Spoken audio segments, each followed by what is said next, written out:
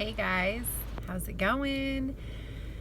Okay, so I've had a lot of requests for my story and what that consists of, and I thought, well, all right, I guess I'll do a video and explain it to people. Because I don't want people to think that I've always come from this very healthy place, because it's not true. And in fact, I came from a very diseased and sick place. Just a little background.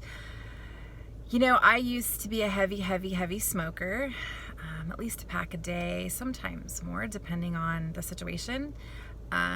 Definitely multiple espressos a day and multiple Diet Cokes a day. That's pretty much what my diet consisted of for a really long time. You know, I ate when I had a chance, and when I did eat, it was such crap.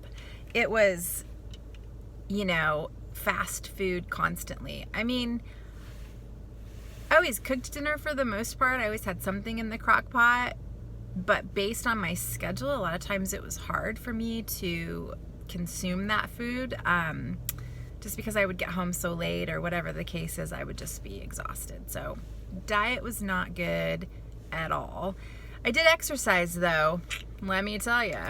I was at the gym every morning. I left my house at 4:45 to get there by 5. So I guess in my mind that was offsetting my horrible diet.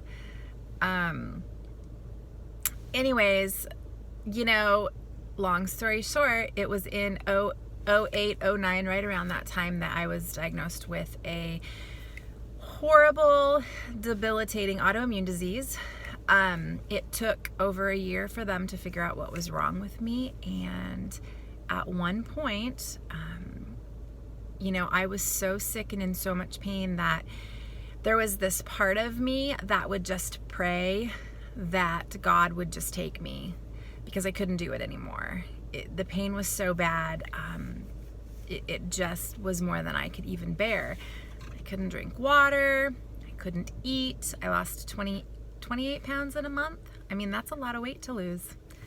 From strictly not eating, not because I wasn't hungry, but at some point you just get to that place where you're like, it's not worth it. I'm not going to try to even consume any food because, you know. But I still smoked and drank Diet Coke and coffee, and yeah, it was horrible to my body. It was horrible.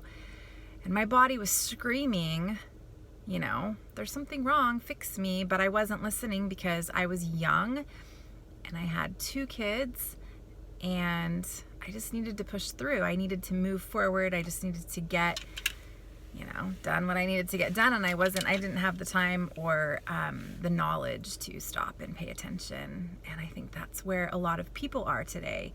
Everybody's so busy. We just don't stop and pay attention because we don't think we have the time. But our bodies do talk to us if we listen. So, you know, hearing from the doctor that there was nothing that I could do, this was going to be the way it was, and about an 85% chance of having my intestine removed at some point in my life, because this disease was going to literally destroy it all. And, you know, I asked the doctor very specifically, are there foods that I should be avoiding? And his answer, and other doctors' answers, were no. Food does not play a role in disease. Food does not make a disease better. Food does not dictate what diseases we're going to get. Food just doesn't play a role. You can eat whatever you want. You know, genetics play the big role, so it doesn't really matter. Just eat whatever you want. Well, I knew that wasn't true. And I knew it wasn't true because there were foods that I would consume that would make my symptoms horribly worse.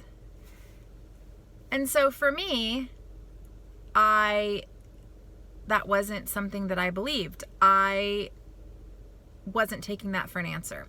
So I kind of started on my own journey of investigating this disease and options, because medication for the rest of my life wasn't an option. And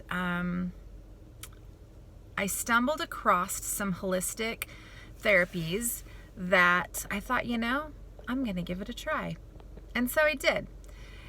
And here's the deal. I did it on my own.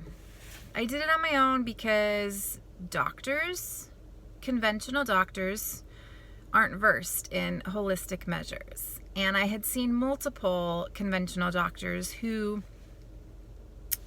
all told me the same thing. And so I knew that I needed to kind of look elsewhere. And so anyways, I went on a very strict protocol for about a year, and I'm not going to get into that because I think it's a completely different video. But it was a year of hardcore holistic food therapy. And it kind of led me to believe that, food plays a huge part. In fact, nutrition is the foundation for proper health and wellness, hands down. And I won't ever let anyone again tell me that it doesn't. And so there are moments when I'm really, really mad at myself because I literally believed that for so long. And then there are other parts of me that say, look, what you went through has brought you to where you are today, and clearly God had other plans for me. And I'm excited about where I'm at now. So a year of this hardcore food therapy, holistic treatment, and I am so thrilled to say that in 2010, I was given a bill of clean health, and I have managed to successfully keep that bill of clean health through proper nutrition, exercise, healthy mind, and staying on course. So I literally had to change everything about my life, from my food that I ate to the food that I eliminated, to exercise, to meditation, keeping my mind healthy. So many aspects of my life changed, but not only that, it led me to the schooling. It led me to becoming the nutritionist that I am. It led me to use food therapy in my practice with my clients. And I've worked with some amazing people who have had some really debilitating issues. And it's led me to source from an amazing company called Isagenix. So when I was getting ready to test for my certification, I knew that I was going to have to find a company to source from, because I knew that our food supply was so nutritionally depleted that there was going to have to be some supplementation for people to get the nutrition that our bodies are lacking in today's world. I looked at a lot of companies. I talked to some fellow nutritionists. I spoke with my naturopath in California, who sourced from a company. Actually, she sourced from many companies, and I didn't want to do that. I wanted to find a company that I could put my whole trust in, that I knew that the products that I was using for my clients, as well as my family, were absolutely no compromise. I needed to know that their standards and their concern for their consumers was of the highest priority. I needed to know that the ingredients that they source from went through third-party testing, so I knew there were no contaminants getting in.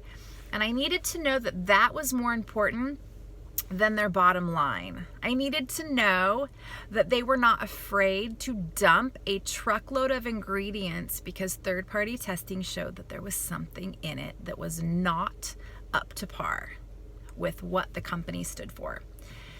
And they hold all those qualities and more. So I think telling my story is crucial because I want people to know that I didn't always come from this place of health. I came from a very, very, very sick state. And if I can do it, anyone can do it. It's just that easy. And it's never too late. And excuses are not going to get you to the place that you want to be. You know, I used excuses for years, and it just made me sicker. You know, my excuse was always this: it's so expensive to be healthy. Well, guess what, people? You're either going to pay for it on the front end or you're going to pay for it on the back end in sick care. Trust me, I've been there. I would much rather pay for it on preventative care than on the back end. So really the choice is yours. I made the wrong choice.